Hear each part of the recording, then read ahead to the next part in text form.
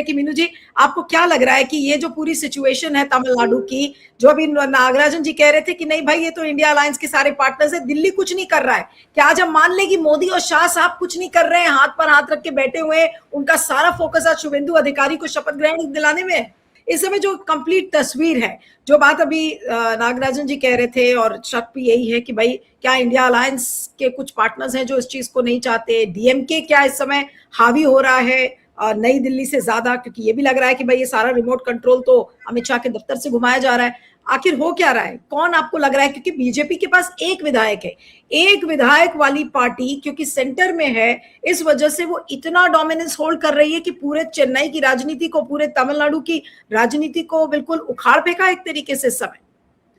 जी देखिए, इसमें दो बातें मैं कहना चाहूंगी। नंबर एक तो यहाँ पे जो कॉन्स्टिट्यूशन में या जो सरकारी आयोग की सिफारिशें वगैरह हैं, जो जितनी भी चीजें और सुप्रीम कोर्ट की पुरानी रूलिंग्स हैं, कई रूलिंग्स हैं, एक नहीं, उसमें मुंबई केस सबसे ज्यादा प्रोमिनेंट है। उनमें साफ कहा गया है कि ऐसी हंग असेंबली की स्थिति में सिंगल लार्जेस्ट पार्टी को बुलाइए, वो उसको समय दीजिए, वो प्रूव कर पाते हैं ऑन द फ्लोर अपनी मेजोरिटी, फाइन, वो चलाए सरकार। नहीं प्रूव कर पाते तो आप दूसरी पार्टी को, कोई और पोस्ट पोल अलायंस या कुछ ऐसा बन जाता है, कोई और दावा ठोकता है, तो आप उसको भी दीजिए। नहीं होता है तो फिर गवर्नर का डिस्क्रिप्शन है, प्रोबेबली उसमें राष्ट्रपति शासन हो सकता है या असेंबली डिसॉल्व हो जाएगी। वो एक अलग, वो अभी एक्सट्रीम सिचुएशन है। दूसरी बात यह है कि जो तमिलनाडु की जनता है उसने डीएमके को नकारा है। DMK is a secular party, लेकिन उसके बदले में उन्होंने बीजेपी या एआईएडीएमके, जो कि बीजेपी का सहयोग से चल रही है, उसको मैंडेट नहीं दिया है। उन्होंने दूसरी सेक्युलर पार्टी ये टीवीके को, आपके विजय को मैंडेट दिया है, दूसरे सेक्युलर दल को। मतलब वो बदलाव तो चाहती है तमिलनाडु की जनता। आप उसको रीड करिए ना मैंडेट को, कि तमिलनाडु की जनता बदलाव चाहती है, लेकिन सेक्युलर ही होना चाहिए बदलाव। इसमें आप जो सारी पेंच फंसा हुआ है, उसमें सबसे पहला पेंच तो यही फंसा हुआ है कि नंबर एक, क्योंकि उसमें कांग्रेस ने सपोर्ट दे दिया है अपना, तो ये किसी भी हालत में सेंट्रल गवर्नमेंट को मंजूर नहीं है कि कांग्रेस 3 राज्यों में तो ऑलरेडी है साउथ के, और एक चौथे में और उनके पास बताने के लिए हो जाए कि हम तो 4 राज्यों में हमारी सरकारें हैं।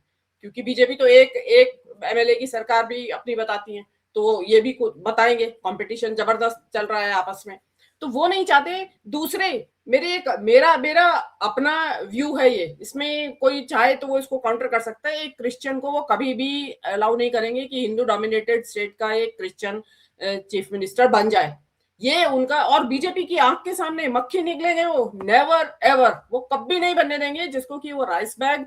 और आप देखेंगे कि गोलवलकर की जो सोच है, उसमें 3M को इंडिया का दुश्मन बताया गया है, मिशनरीज, मुस्लिम्स एंड मार्क्सिस्ट। तो वामपंथी, मार्क्सिस्ट, मुस्लिम तो है ही इनके दुश्मन, मिशनरीज माने ईसाई।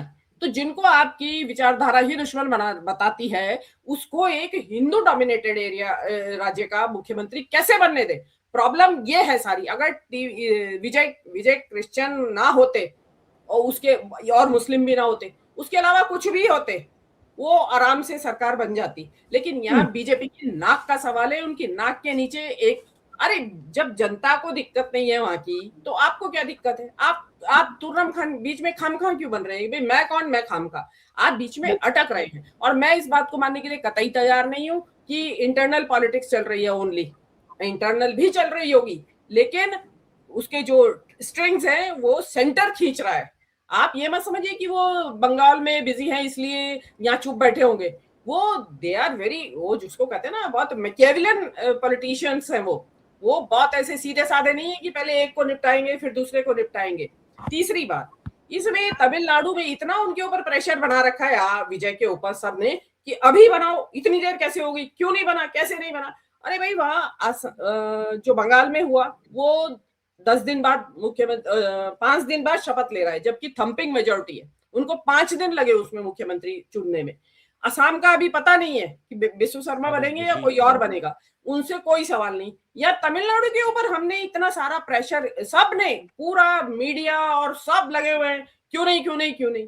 अरे भाई जहां पे हंग असेंबली होती है, और उसमें हंग भी कितना है कि बड़ी बड़ी हाईली हंग है, बहुत मुश्किल सिचुएशन में फंसी हुई है ये जो सरकार है।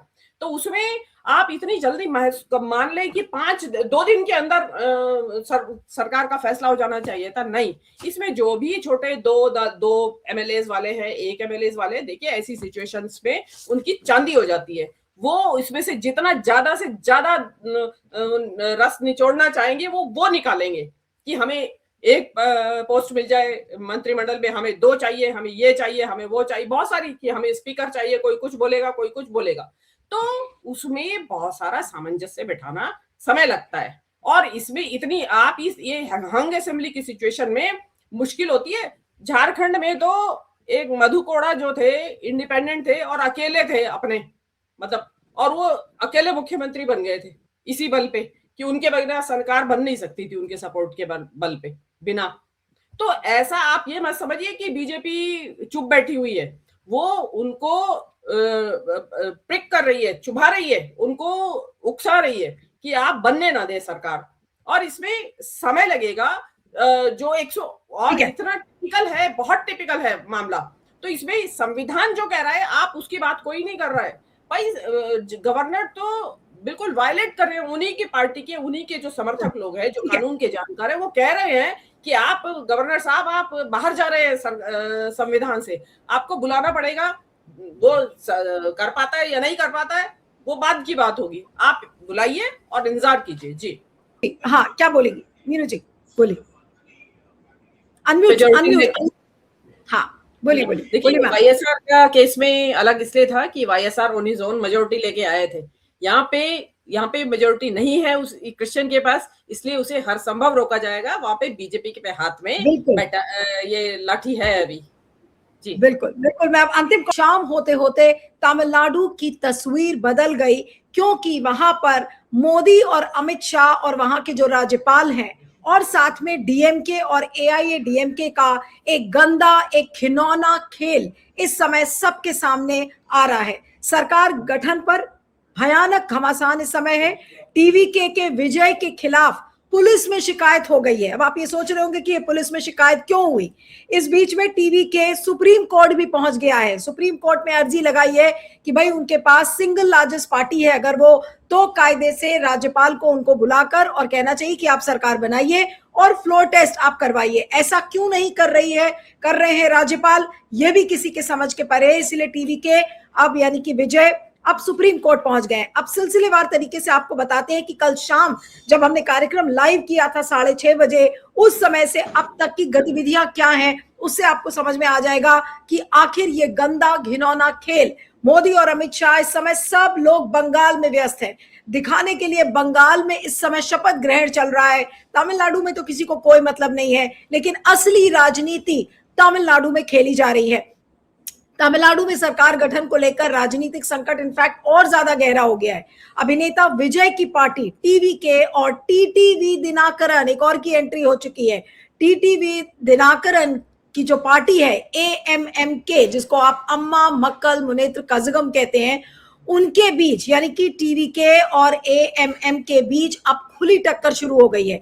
एएमएमके ने टीवीके के खिलाफ पुलिस शिकायत की है और पुलिस में शिकायत दर्ज कराया और कहा है कि टीवीके ने उनके एकमात्र विधायक का फर्जी समर्थन पत्र दिया। आपको याद होगा कि कल जब समर्थन पत्र दिया गया, उसमें से अब एक एमएलए के बारे में ये कहा जा रहा है कि उन्होंने फर्जी समर्थन पत्र दे दिया था। अब ये विवाद एएमएमके के एकमात्र विधायक एस कामराज के समर्थन को लेकर शुरू हुआ, जो राज्य में सरकार बनाने की जंग में बेहद अहम माने जा रहे हैं। इस समय सारा जो खेल है वो एएमएमके का है।